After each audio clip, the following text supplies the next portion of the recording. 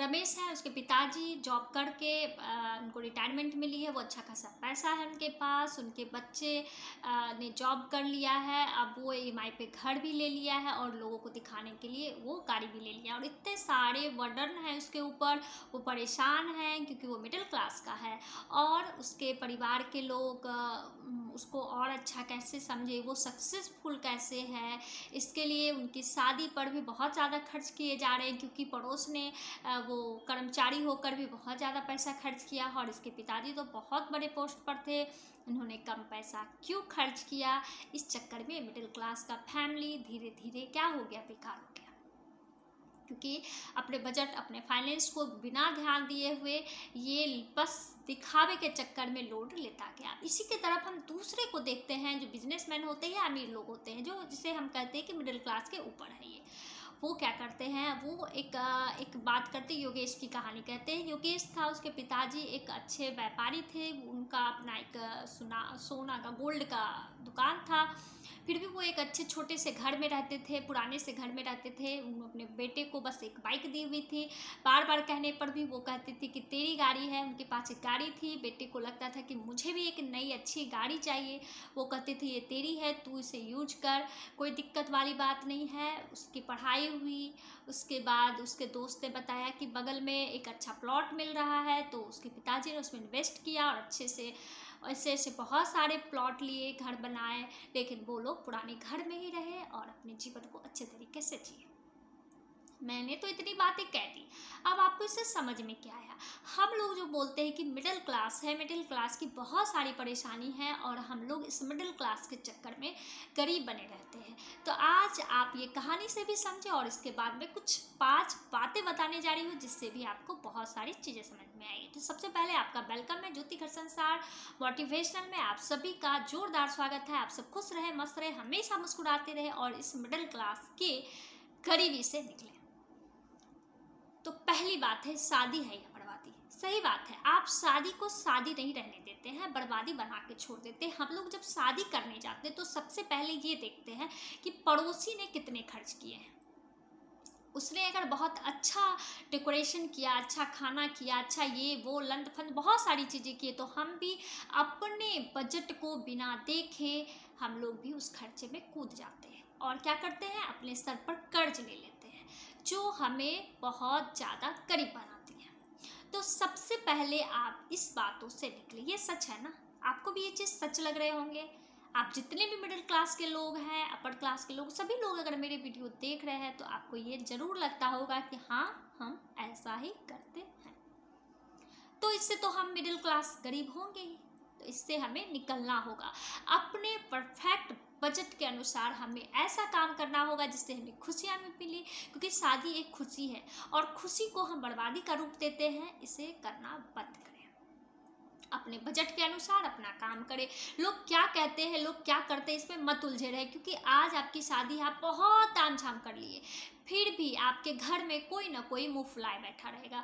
फूफा है, जीजा है, ताऊ है, ये है वो है, उनको कुछ गिला शिकवा, उनको कुछ, क्योंकि आप किसी को भी खुश नहीं कर सकते, क्योंकि ये हमारे हाथ में है ही नहीं। एक भगवान अगर अपनी जो सृष्टि बनाई है उसमें अगर सभी को खुश कर नहीं सकता तो हम इंसान हैं। तो आपको ये गलती बिल्कुल नहीं करनी है, आपको अपने बजट के अनुसार खर्च करने हैं और अपनी शादी में एंजॉय करना है, क्योंकि ये आज आप खर्च किए, आज आपने खिलाया, सब याद रखा, कल होके सभी भूल जाएंगे। इससे भी अच्छा कोई करेगा तो लोग उसको याद रखेंगे, फिर उससे अच्छा करेंगे तो उसको याद रखेंगे, तो आप क्या कर सकते हैं, कुछ भी नहीं।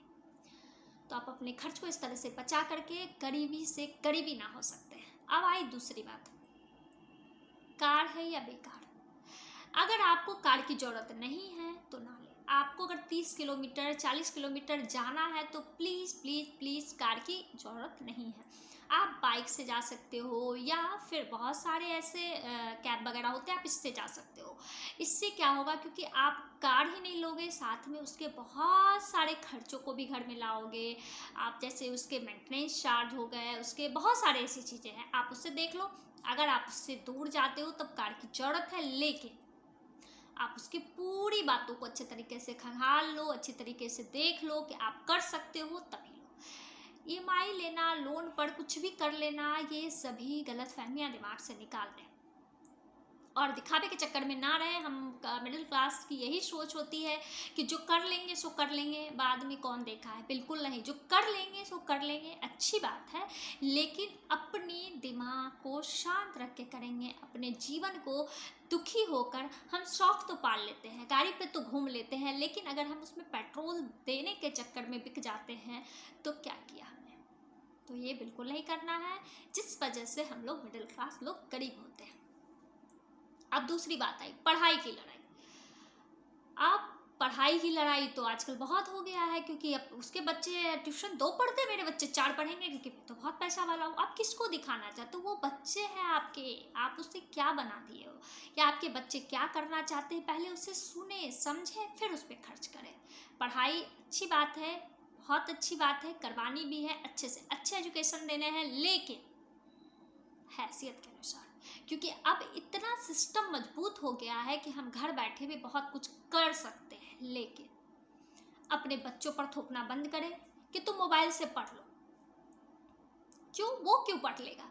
आप उसके सामने बैठे, आप उसको बताएं कि मैं भी इसको सुन रहा हूँ, सुन रही हूँ, आप उससे समझें, अपने बच्चे को उसमें इंटरेस्ट दिलाएं। ये नहीं कि पढ़ लो। बच्चा क्या करेगा? पढ़ेगा, उसे समझ में नहीं आएगा, फिर दूसरा वीडियो देखेगा, आपको पता ही नहीं चलेगा मोबाइल पर कर क्या रहा है। बाद में आप कहोगे क्या, उसे तो लत हो गई है मोबाइल की। तो इस तरह से, और ये भी नहीं कि शर्मा जी का बेटा वो पढ़ रहा है तो तुमको भी यही चीज़ पढ़ना है, तो इस लड़ाई को बंद करें। और इस चक्कर में हम अपने बिना बजट देखे हम लोग नुकसान ही नुकसान उठाते हैं। बहुत सारे ऐसे लोग हैं जिनके पास बस स्कूल फी भेजने के पैसे हैं, उसके बाद भी 4000 का ट्यूशन, 5000 का ट्यूशन हो कैसे रहा भैया? तो हम अपना पेट काट के बच्चों को पढ़ा रहे हैं, जिसकी भी कोई ज़रूरत नहीं है। सही बोल रही हूँ, आपको बुरा लग रहा होगा, जिसकी भी कोई ज़रूरत नहीं है। तो आप इस तरीके से निकलें। आप अगर कर सकते हैं तब तक करें, उसके बाद अगर ज़रूरत है तो फिर भी कोशिश करें, लास्ट में तो है। इसलिए जब ज़रूरत होगी तो आपके पास कुछ भी नहीं रहेगा और कुछ नहीं कर पाइएगा। अब आई बात किस चीज़ की? 21 दिन में पैसा डबल। इसमें हम बहुत भागते हैं। सही बात है, मैंने तो सही बताया। हम मिडिल क्लास कितना जल्दी पैसा आ जाए इसके पीछे दीवाने बने रहते हैं, और बाद में क्या होता है, हम लोग फ्रॉड में फंसते हैं, उसके बाद उसकी केस लड़ते हैं, ये होता है वो होता है, और जो भी पैसा रहता है वो भी घर से चला जाता है। कभी किसी को सुना है कि जुए में वो अमीर बन गया? ऐसा नहीं होता है। इसलिए इस चीज़ को समझें। आप मिडिल क्लास का टैग लगाकर घूम रहे हैं, आप मूर्ख नहीं हैं।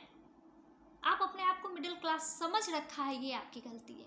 आप middle class, upper class, lower class कुछ नहीं है। आप एक इंसान हैं, आप पढ़े लिखे हैं, शिक्षित हैं, सभी चीज़ों का जानकारी रखते हुए आपको अच्छे तरीके से जीना है।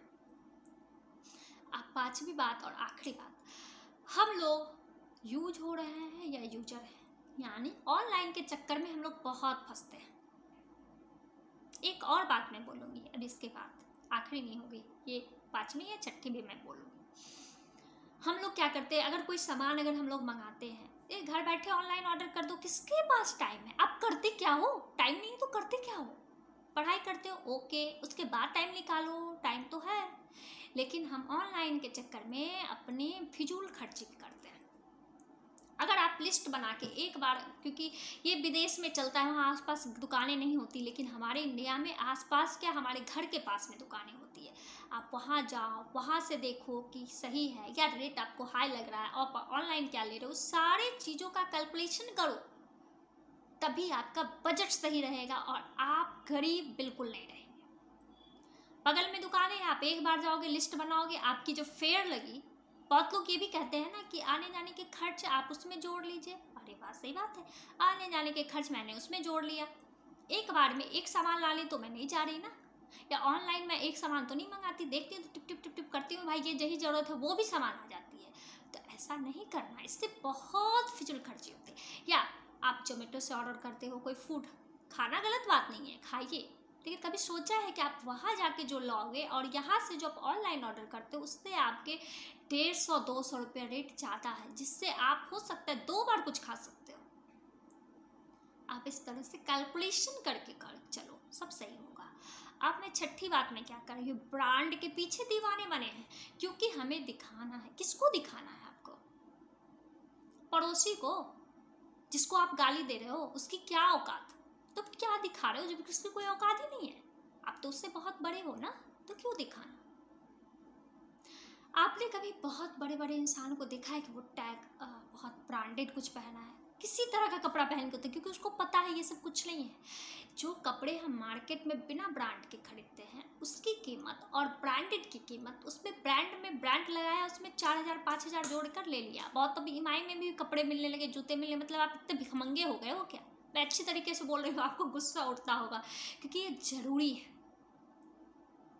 आप किस चीज़ के पीछे इतने परेशान हो, किस चीज़ के पीछे इतने लगे हुए हो। और हम वही अमीर लोग, हम लोग अमीर बनने के चक्कर में दिखाते हैं और दिखाने के चक्कर में गरीब बनते हैं। लेकिन वही अमीर इंसान अमीर बनने के चक्कर में नहीं रहता है, वो अपने पैसे को जोड़ने के चक्कर में रहता है और खुश भी रहता है और अमीर भी रहता है।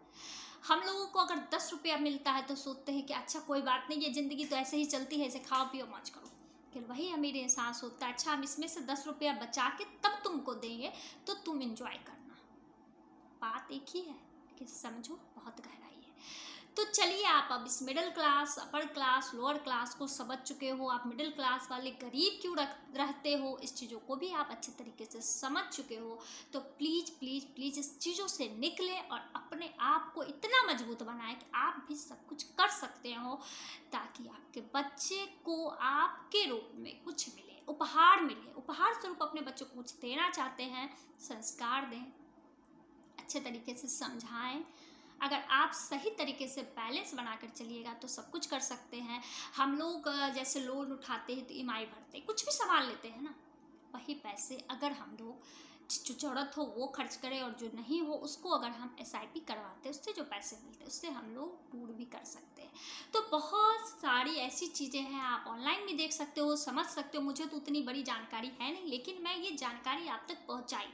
इससे क्या होगा, आप बड़े बड़े वीडियो देखकर समझ सकते हो अच्छे तरीके से और अच्छी राह अपना सकते हैं, और ये मिडिल क्लास वाले तमगे को उठाकर डस्टबिन में फेंक सकते हैं। चलिए बाय। अच्छी लगी तो आप लोग लाइक करें, शेयर करें, सब्सक्राइब करें। मैं ये भूल जाती हूँ क्योंकि वो करता नहीं, इसलिए कोई बात नहीं, मेरा परिवार इतना बढ़ गया है, अच्छी बात है, खुशी की बात है। थैंक यू सभी को।